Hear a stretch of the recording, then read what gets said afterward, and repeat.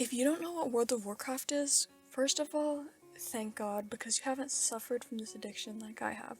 Secondly, you're missing out. World of Warcraft is a fantasy MMORPG, basically a game where lots of players level and do all sorts of things, from dungeons, mount collecting, achievement hunting. The game is huge and has been around since 2004. You play either as Horde or Alliance, one of two factions, and create your own character from a list of different races. It is just one game from Blizzard, a company that makes games like Diablo 4, Overwatch, and Hearthstone. We'll be dipping a little into these games when we discuss the history of Blizzard itself, as they've had a lot of a rough history with sexual harassment and various manifestations of sexism in game. A lot of things have evolved and changed, while others are a bit more stagnant. What matters most is the consequences of all this on the players and how that layers into consequences on our society and culture at large. It's not just sexism, but various minor things that affect how people see others and themselves in a negative way. One example is Ebonhorn's name change to Abyssian once he becomes a dragon aspect. Ebonhorn is the name he went by while living as a High Mountain Tauren, which reflects a lot of indigenous culture and its aesthetic and way of living.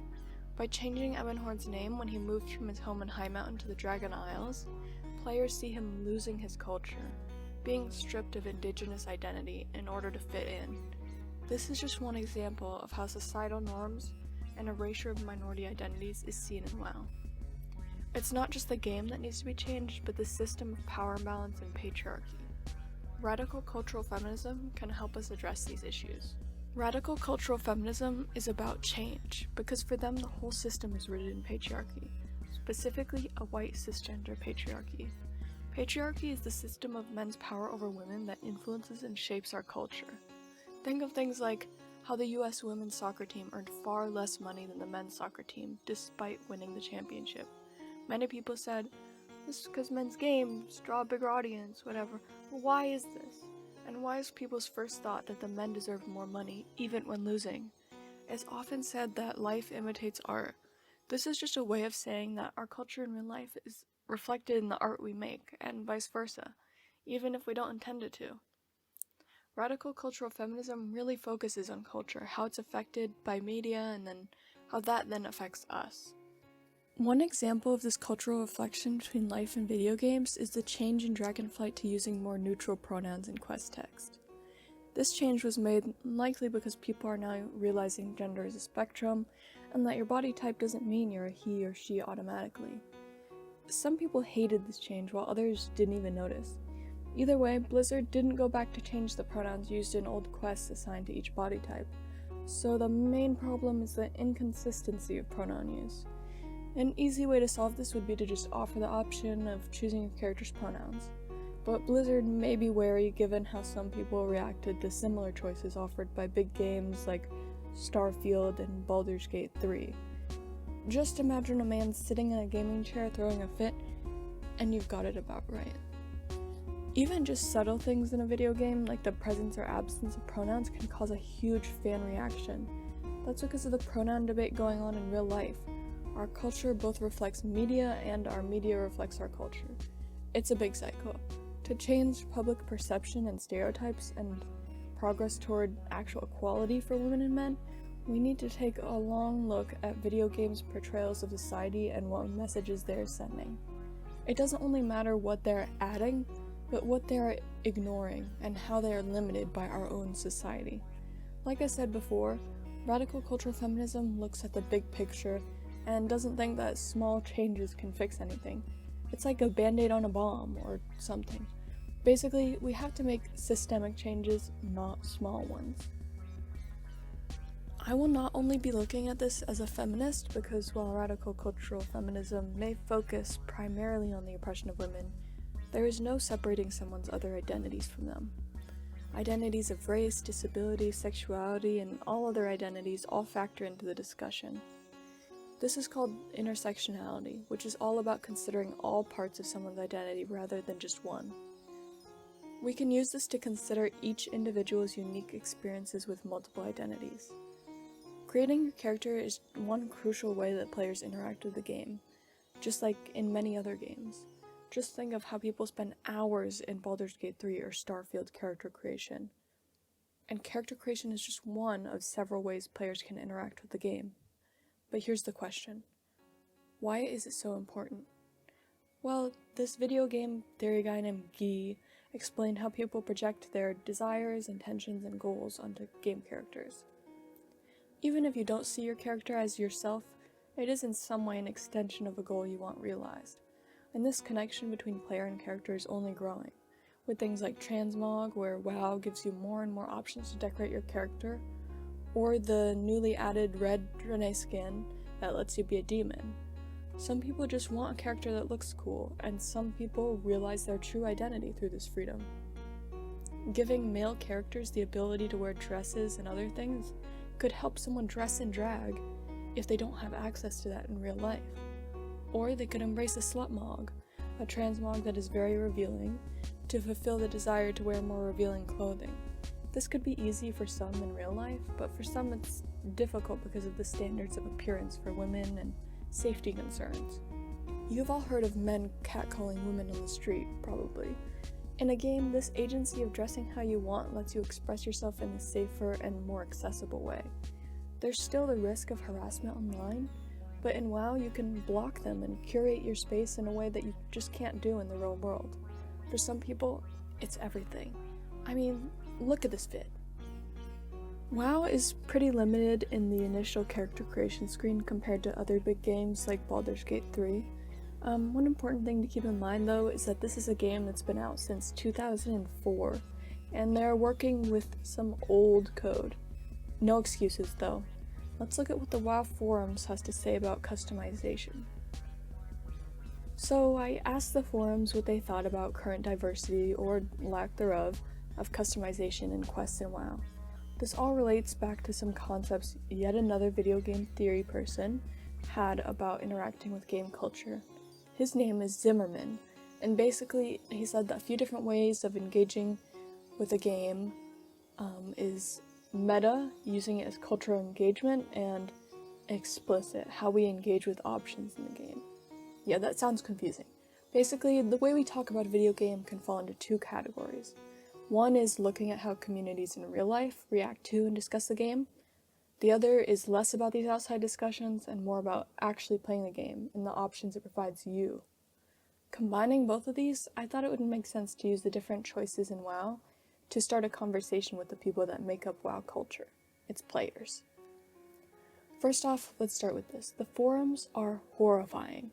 I am chronically online, but chronically online misogynists are bonkers. In fact, I can't show you that much from my first post because it got deleted. I did a little research to find out why, because they didn't even tell me when it got taken down. Apparently, sometimes threads are deleted when people push inappropriate discussion, which makes sense, but I saw largely the same amount of people commenting inappropriate comments, such as how the game does not need diversity and to not shove it in their faces.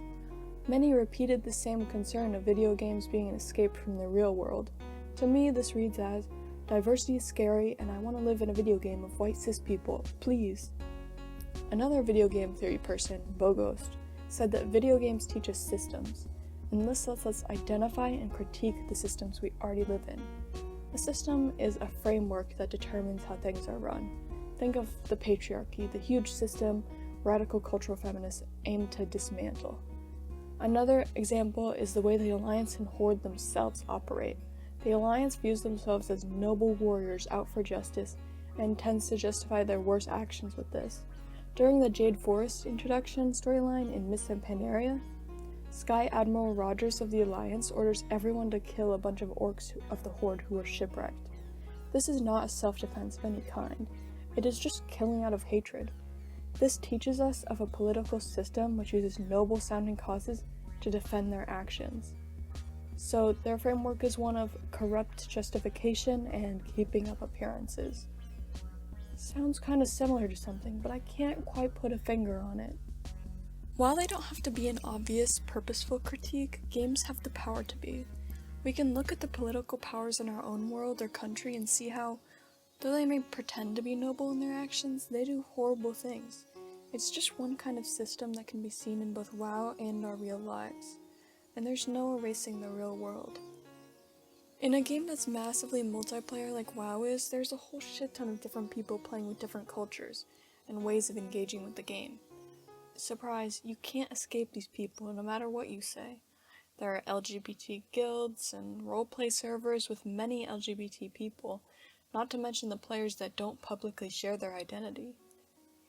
The people commenting about wanting WoW to be an escape were saying that in response to a design feature, the body types in WoW being labeled as body type 1 and body type 2 instead of male and female, as well as the possibility of ridding stereotypes by allowing design choices like having a beard, etc. to be chosen regardless of body type. What they didn't take account of though is the game beyond its design. WoW has limited agency and diversity within its own structure, yes, but people use what they have to make the world as diverse as they can, like with the guilds and roleplay. WoW is teaching us, in a way, how to live in a restricted system and still find ways to flaunt diversity and sense of self. Isn't that kind of what real life is like?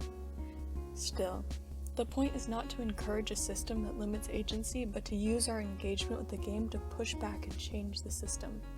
Character customization in the game is rooted in a patriarchal system where only men can be bulky, have beards, and have the biggest muscles. Others in the post before it was deleted voiced a desire for increased options for body types, a slider, or even just additional types like the Drakthir have.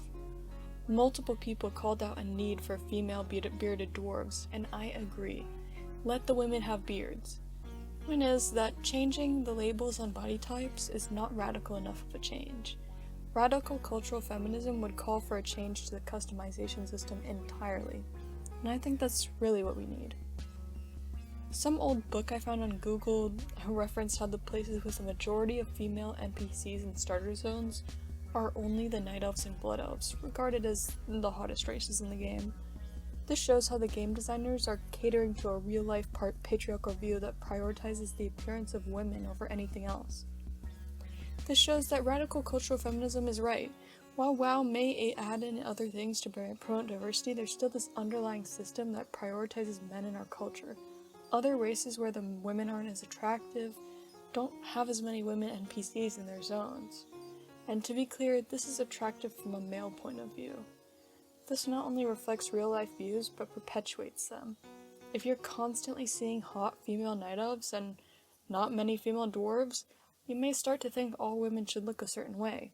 Thin, tall, maybe purple with sharp ears, well, hopefully not. Another thing that plays into agency are the quests players engage in. WoW is a pretty linear narrative in that there's not many meaningful choices. Everyone for the most part gets the same story, and the big differences come with whether you are Horde or Alliance. Giving everyone this linear narrative restricts agency a lot and pushes the player into a position of responsibility for actions that they didn't choose. Sure, they could bypass the story entirely, but to players that want to participate in the main questline, they must follow through with its demands. Sometimes these demands are to kill a couple of wolves or demons, but other times they have more serious implications. There is one quest specifically that players fought to get removed in the recent expansion before it was even released. WoW has a PTR, Public Test Realms, where any players that want to can test out upcoming content before it gets put into the actual game. This quest I'm talking about was part of the Fractures of Time patch released in July 2023. There were many quests involving time travel, but there was one where the players had to make sure the Dragonmaw orcs didn't lose the Dragon Soul in the past. These orcs were using the Dragon Soul's mind-controlling power to imprison the Queen of the Dragons, Alexstrasza. They used it then to torture her and force her consorts to get her pregnant. This is one of the darkest moments in WoW, and in this new quest, players were asked by a joking Chromie to not tell Alexstrasza about this one and that it was tough. Then the player had to enable this sexual assault on Alexstrasza to complete the quest, by making sure the Dragonmaw orcs find the Dragon Soul. This is not just a case of taking away the player's agency, but making the player complicit in a dark act. It also goes about it in a casual and joking manner, which may lead unknowing players to think less of things like rape, which should be considered important. If it's for the good of the timeline, then rape is okay, right? No. And the players on the PTR pushed back so much this quest was removed, as it should have been. It also brings the question of why this quest got so far as the PTR. It implies either a lack of women's voices, ignorance, or just the male-dominated structure at Blizzard silencing the voices in the room. The system in place at Blizzard is not something easily fixed with more diverse side quests or relying on PTR feedback to stop a highly questionable questline from being pushed to thousands of people. Radical cultural feminism is a demand for structural change. The culture won't be changed by the same company who allowed such a tone-deaf quest to be developed, or who discriminated against their own employees. Imagine having strong female characters in a video game, but harassing the women who work at your company. Kind of extremely hypocritical, and exactly the reason we need a radical change to how Blizzard operates, and how superficial their game design is. The more superficial the company, the less meaningful the game. Blizzard has a history with sexual harassment as a company. In 2021, a sexual harassment and discrimination lawsuit came out against Blizzard which exposed the predatory way men treated women in their office. Not only that, but they discriminated on women based on pay, and further against black women. Most of these men were their superiors, and Blizzard was called out for their retaliation against anyone who spoke up. They even denied these claims at first before later retracting their statement. This all relates back to the Alexstrasza quest. How do you think it slipped through the cracks? Maybe Blizzard isn't as diversity-friendly as they advertise themselves to be. Maybe this culture of harassment and male dominance never fully left, even after this lawsuit exposed it. It's yet another system working its way through Blizzard and its games. A system of misogyny that provides a framework for the game and the company's choices. And this isn't just Blizzard. Blizzard and other companies often have a clause in their contract that makes their employees work with the company's arbiter to settle a discrimination claim rather than go in front of a judge. This is just another subtle way of manipulation and control over the harassed person. It takes away their agency, just like they took away the players, and how they made the player take away Alexstrasza's. This can be a lot to take in, but it's important to look at Blizzard's history of discrimination to see how these systems directly influence our games, like letting quests that enable harassment to go through development all the way to the PTR. Their treatment of Sylvanas' storyline can also show a history of restricting women's agency in the game. Sylvanas first is forced by Arthas, the Lich King, into becoming an undead banshee, and then is manipulated by the jailer, yet another man. She is traumatized and manipulated over and over again by men. Now maybe she'll come out stronger for it and we'll see a meaningful exploration of her trauma in future quests. Knowing Blizzard though, remember how I said that Blizzard denied all of the harassment claims at first with the lawsuit? Blizzard's initial denial statement against the lawsuit, claiming their passion for diversity and inclusion, also brings up their traditional community response. I asked my friends what they thought of sexism, homophobia, and racism in WoW. The homophobia you can read anywhere. Like, go through the forums, read the posts, just read the general chat for fuck's sake. Yes, and it's an issue, and Blizzard pretends to care about it, and they don't. And they never will because it costs money. Didn't they get rid of a lot of their GM, Game Master, and Moderator team? Yeah, there's like none. Being anonymous too nowadays. You don't have to be accountable for what you say. There's a reason why you can't chat in Magic. There's so many instances of fights breaking out in person or real life shit. Anytime there's online stuff, it's even worse and it's never gonna go away. We talked about WoW's current moderating system, or lack of one. It's kind of a de-evolution really, like just getting worse and worse. Little downside into hell, which is the forums. Do you think the social contract and Blizzard's terms of service deter negative behavior in chat? Not at all. Well, let me ask you this. Did you ever read it from start to finish? No, not even for this project. Exactly. They just want to save their own ass. Yeah, they can say, look, it's not our fault people are like this. They want to claim the moral high ground. So the social contract appears to be just a disclaimer, like if you call people names you suck and Blizzard hates hate speech, with nothing attached to it but a moral code in long-winded text that nobody reads. If the people that care don't read it, what makes Blizzard think the people who don't care will, and then make the change to be a better person? They don't think that. What they think is that a superficial social contract will represent Blizzard as a company that is diverse and doesn't accept hate speech. They don't care about the message to the players, only the marketing of their supposed values. Then I asked if they thought a better system could fix it. No, you could put the mature language filter, but you will still get the tone of the message. A really good system would cost them money, and they won't do that. Their reporting system is broken, like people will report for the stupidest things, and that desensitizes the people reading the reports, and then Blizzard doesn't care anymore. There's an automatic system, but the day-to-day conversations that get reported, I guarantee you there's not someone reading these things. I feel like it would be easier to ask the community to just be better people. It wouldn't work, but it'd be easier than getting Blizzard to implement something. But look at Blizz with their scandal. It's shitty people monitoring shitty people. The reporting system is awful because people can just get all their friends to report someone, and if you get reported a certain amount of times, you just get silenced even if you did nothing wrong. There's gonna be sexism, racism in every game where people have the freedom to say what they want. Sounds like silencing people is something Blizzard likes to do a lot, huh? Their automatic system is easier to exploit and prone to mistakes, but they don't have to hire a bunch of people to moderate their chats and keep them fair. Just the fact that it takes them so long to read forums that it gets to an escalated point of needing deletion rather than moderation shows that they haven't hired enough people. But fair trade-off if it means more money for Blizzard. Anyway, back to character creation. Guess what they're releasing in an upcoming patch? You may wonder, darker skin tones and improved hairstyles for people of color like they've been asked for. Maybe different postures or body types. You can now make your Blood Elf's hair green and purple. Yes, a lot of people are disappointed. WoW is, in a way, drip-feeding agency and diversity in a corrupt way that implies a disregard for the concept.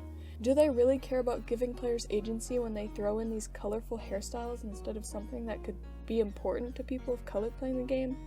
And do they really care when they change the label of body types from male and female to 1 and 2 without changing any of the stereotypical features they embody? These are small, superficial changes that don't make a true effort. What they should do is allow players access to all options regardless of what body type they choose. This would increase agency and be a real step forward to inclusion. Radical cultural feminism takes a look at these kind of things and says small additions aren't enough. It's about changing the culture itself. Changing labels of stereotypes doesn't change the stereotypes themselves or how players see them. Blizzard is working inside of society's expectations, making changes that, small as they are, still spark outrage from people who can't handle the word diversity without exploding and claiming this game is meant to be escapism. Blizzard is working with these people, giving them agency to avoid people they don't like. Sure, it can be escapism, I'm sure not a powerful blood elf in real life, but all the systems we see in real life are in the game whether you choose to see it or not. And that includes the framework of romance that prioritizes heterosexual ones over homosexual romances. For example, there were several side quests put into Dragonflight about LGBT characters. There are male Centaurs getting married, 2 female scientist night elves who are dating, having a bit of a conflict on scientific methods. Yeah, these are great, but they're still side quests. Many people say in response that the game isn't about romance, but that's just not true. Thalyssra and Lorthamar being together was obvious during a main quest in Nazjatar and BFA. Malfurion, Tyrande, and Illidan's love triangle has been a major plot point in WoW's story. WoW is working within a patriarchal society, including these stories but at the expense of their importance. They're reduced to small moments that don't get any further threads. Sure, I was super excited to see these lesbian scientists. I texted my friend right away about them, but that's because the side quests are small things meant for us. The larger WoW community sees them as unimportant things they could avoid if they want to, and even then some still see their presence as intrusive. What this sidelining does is continue a cultural implication that straight people are the norm, and the main characters of every story. Think of how many movies and TV shows have lesbian main characters, and how most of them get cancelled before they have a chance, just like First Kill. And this isn't only for LGBT characters. An overwhelming majority of main characters in WoW are either white or a skin tone that doesn't exist in real life, like a green orc. In Dragonflight, many people were excited that Sindragosa, a dead blue dragon, reappeared as a hologram, or a arcane simulacrum, whatever that is, in humanoid form. She appears as a black human. But why is this such a surprise that a more central character in the expansion is black? It is still a good addition, but it shows how Blizzard has been severely lacking in representation, that this is one of the only black characters more important in Dragonflight's story. In fact, only one of the dragon aspects is a person of color, and that is Wrathion, who is a prince of the Black Dragonflight. That's right, the Black Dragonflight with the only person of color as one of its faces. Blizzard should get like 0.5% credit for adding darker skin tones to elves and Draenei in 2020 with the Shadowlands expansion. I mean, a bit late if you ask me, but better late than never. They also added more darker skin tones for human characters at the same time, but the majority of skin tones available reflect a large variety of shades of white. It is an addition, but a superficial one that reflects beauty companies who have a few darker shades while mainly catering to pale skin tones. And people will claim that since they have these few shades, there's no reason to complain. This is why looking through the lens of game theory and meta engagement is really important. We're able to see, like I said before, not only the game design itself, but how people's reactions comment on the cultural impact of the decisions made. In adding only a few more skin tones among mostly white shades, Blizzard is catering to a culture of sidelining minorities and offering them a few options, making them seem much more expansive than they are, because we should be happy with what we get, right? But all of this doesn't mean that Blizzard isn't trying and implementing some better options. Accessibility for the game has improved a ton. In a 2021 Shadowlands patch, Blizzard included an accessibility update that included things like text narration and adjustments on visuals. They have options for colorblind players too. And one thing that came with Dragonflight's new, much-loved dynamic flying were people that have trouble with the system because of hand issues or other disabilities. In the November 7th, 2023 patch, they added an option to a dynamic flying quest that lets you skip the flying part entirely. Instead, the game does it for you and gives you a button to press while doing so. This is a good addition in theory, as it allows people with disabilities to continue the questline. But it's kinda like watching everyone do something fun while you're relegated to the back seat, with no alternative option but easily bypassing the quest. Oh no, this is just one option. WoW has put in additional settings that try to help people with dynamic flying. Actual accessibility for dynamic flying, like stabilizing features or further adjustments to the flying, like Blizzard is putting in, goes a long way at making people feel more immersed in the game, rather than someone on the sidelines. It is clear sometimes where the company struggles to know the right move. In the new raid Emirdrasil, the boss Tindral Sageswift has 2 phases of dragon riding. You can hop on someone else's dragon as a passenger during this part, but it means less people to gather the green orbs you need to fly through for the fight. And there's no guarantee someone will wait long enough to let you on their dragon, or have the passenger system enabled. This could potentially leave people out that even with the dragon riding accessibility options still struggle with it. WoW could go further with their token diversity quests and limited amount of dark skin tones, and even their accessibility options probably do not encompass everybody's needs, but it is a step forward. We just need to encourage them to keep going instead of stagnating there and thinking that's enough. It's not about adding 1 or 2 things to make a superficial difference. It's about changing the culture of the game so players feel like they're included and immersed into the world, so that players have the agency to decide their body size, skin tone, and what features are best for them. And this doesn't just cater to people who are black or need accessibility features because of a disability. It will reflect onto real-life culture and show everybody the amount of diversity that exists in their world right in front of them, instead of hiding it. And these features are helpful for people's creativity, world immersion, and ease of gameplay. In the November 7th patch, they also added the Pathfinder achievement, which allows people to gain static flying in the Dragon Isles. This not only helps people who have trouble with dynamic flying because of a disability, but it helps me who runs into trees at every opportunity and starts yelling at my monitor. But this is all Dragonflight. With BlizzCon in early November, we now know the next 3 expansions, the first being the War Within. This expansion adds a new allied race, the Earthen, which finally gives beards to female dwarves. Okay, I hate playing dwarves, but whatever. This is still a win, kind of. What I want to know the most is if these options for the Earthen will be added to the other dwarven races, normal dwarves and dark iron dwarves, or will you have to play Earthen to get your female dwarf a beard? It feels so weird when they add new customization freedoms to new races and then just forget about the old ones. And it almost feels like they don't want to do the work of updating their world to be consistent, but that would be crazy. Hopefully we will see these changes continue, but more hopefully Blizzard will address their and the game's past and make real efforts to change the culture of limited agency, both in player customization and in their world. We need something radical. Not Blood Elf hair colors, but also Blood Elf hair colors.